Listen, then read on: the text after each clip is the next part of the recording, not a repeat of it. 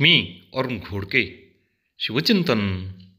शिवकालामध्ये कृषी म्हणजे शेती हा स्वराज्याचा प्राण होता. रयतेचे सुख हे कालीतील लहरीवरती अवलंबून असे.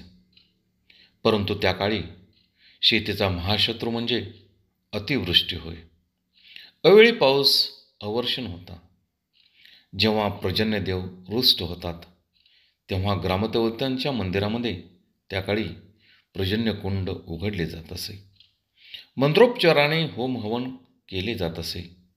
देवदेवतांना प्रसन्न करण्याच्या विधी होत असे. अनेकदा त्या श्राद्धभावाने केलेल्या यज्ञातून पर्जन्यवृष्टी प्रकट होत असे. कधीकधी कोकणात मृग नक्षत्रात पाऊस न पडला तर लावणींचा काळ पुढे जात असत. परंतु केव्हा केव्हा अतिवृष्टी होत असे तेव्हा श्री शिवछत्रपतींचे सर्व शेतांचे कर स्वतः महाराज माफ करीत असत.